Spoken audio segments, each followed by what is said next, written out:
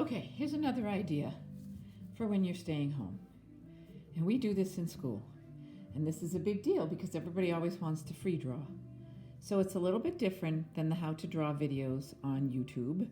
When you look at a how to draw video on YouTube, they usually get you going line by line, and they tell you where to go and all that. This, I want you to go to the computer, if you have one, and print out a character that you would like to draw. Look for the characters that are done in just lines, without color, and just the lines that you can see. And then you print one out. If you don't have a way of printing, then you can go to the comic section in a newspaper. You can go to a comic book or a book that has cartoon pictures kind of like this. And if there's a little color in there, that's okay too. But we're going to concentrate on the lines. Again, the how-to videos on YouTube will take you step by step. But what they don't do is teach you how to observe. Drawing is all about making observations and looking at where the next line is coming from when you draw. And we've done this on the easel in the classroom. I've showed you how to do this. So if you do one of these every day, and then at the end of when we get back to school, you can bring them in and show me, that would be awesome. So let's start with Garfield. I always start with the eyes. I think that's a great place to start, and they always recommend that. So I'm going to go over to this part of my paper, and I'm going to put an eye and an eye. And then I'm going to look what the next line is closest to his eyes. And that's this one right here, which is the bottom of his lid. And I'm going to draw a line. I may curve a little bit. And actually, I'm going to make this line too. And then I'm going to divide it right here with a curve, this short line right here. And actually, now that I look at it even closer, this is all about why observing. His second eye, his small dot here, is closer to that middle line. So I'm going to fix that. And that looks funny over here right now. But it will look better. So now I have that. Maybe that one isn't quite as long. So I've got my base. So now what I'm going to do is I'm going to start looking at where each line goes and how to do it. So I've got this here. And that goes up and around. It actually doesn't meet here. It stops where his mouth is. So I'm going to kind of guide my pencil, make a dot as to how high I want it.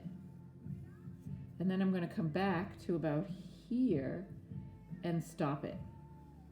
So we always think he's got oval for eyes. It's not really true. We break it down line by line. The next one starts here and ends here, but matches the height. So it ends about here, here. So we match the height. And you notice I'm not trying to draw the line all at once. I'm just bringing my pencil where I think it needs to go. Slowly. And in a way, it does seem to go all around, but there is a little bit of difference here. Here to here. Here to here. Here to here. Right there. Okay. The next easiest would be this little oval right here. That's his nose. Look, small oval. Now I've got a line going from the oval to the corner of his lid. Not too hard, that's easy. Rounded from the side of his nose to the corner of his lid, which is right here. Okay. Now this part right here is this circle, and that actually finishes his lid. So it's going to go this way out to about here and come back. And I'm not going to come all the way back because I'm noticing I have something here. I'll get to that. Let's go to the other side. Up to the top of his lid right there is another little circle. And it comes in a little bit like that. So there's the two sides that give me a guideline as to where he's going to be. This part. And we've got a little line right there and some little dots. We've got a Little bump right there and some dots. From his nose, next easiest place, he's got a line that curves this way, and this other one comes out and is going to go this way. So I want to go all the way up to that little dot. So I see this curve, or to that little loop I made. It's right here. And I'm going to go up, and it's curved, and it's going to come around. And see, I'm just kind of sketching my line in, and then I'm meeting that right there. Same with this one. This was curved this way. And I'm going to just meet that line. Each time I make his face and a line on his face, I'm doing my best to get him to get each line where I want it on him. I keep looking back at this every single time, line by line by line.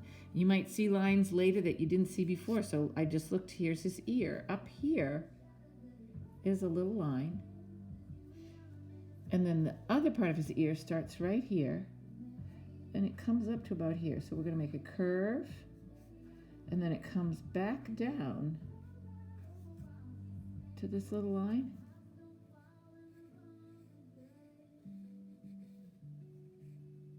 And then we've got another line that comes here to about here.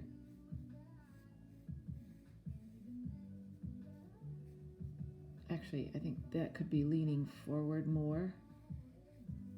So let's do this. And this is all part of the process, which is exactly why you draw lightly. That's better. That's more forward. This one is even more forward. We've got this line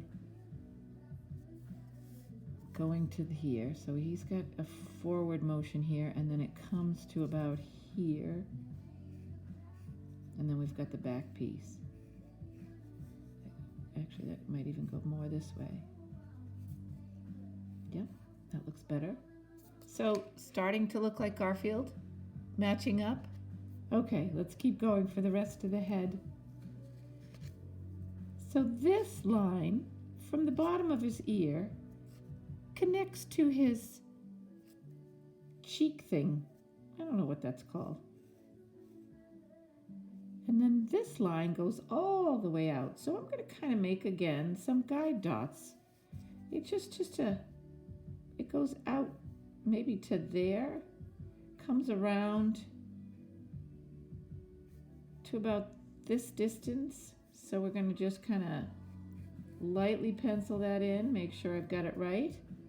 And then we've got this part of his head here that kind of follows this line. The distance here and here is the same.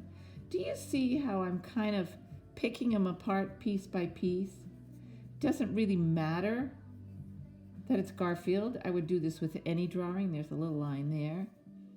Okay, so starting to look like Garfield. Here's where it gets a little tricky. I'm going to move so I can switch my hand. We've stopped here with this line, and we've got kind of an oval, another oval, but it's not really an oval because it's got a space here where another oval attaches, and then we've got a full oval. That's his hand. And underneath that, I've got a little line here that kind of goes like right under that finger. So it's right about there.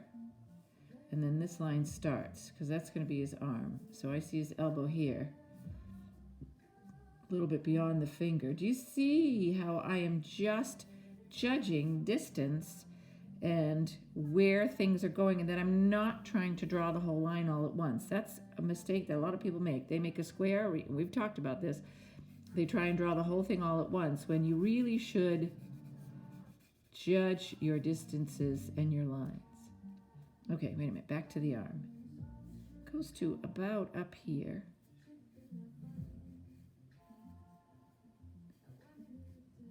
And then we have this line goes right under his chin. It goes up and over and down. And then we've got a line coming out, which is this other elbow, and it goes back in here about. Yeah, it looks good. Okay. How about right here? Curved line. And then again, it goes down this way. So I've got his head and shoulders. Can you see all right? Yeah, wait. Yep, there. So I've got his head and shoulders, and I'm going to keep going. This is how you draw and observe. When you've got his whole body going, then you can start adding the lines that make him his character. We've got the stripes.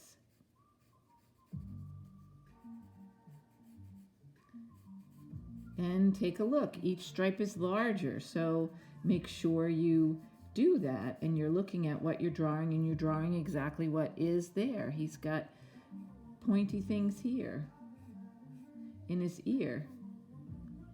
And for some reason, if you run out of space and you've got 3 pointy things in his ear, then that's okay. You don't need all 4 if yours is a little bit. Will yours come out the same way as mine? No. Will you need some practice? Yes. Every time you do this, you're going to get it more and more exactly like Garfield, and you're going to start to observe what is needed and where your lines are going to be, and it's going to look better and better each time. So that's something to do. How about a challenge? 1 drawing of a cartoon character a day, and then when we get back to school, you bring your drawings in and show me what you've done, and I think that would be awesome. See you soon.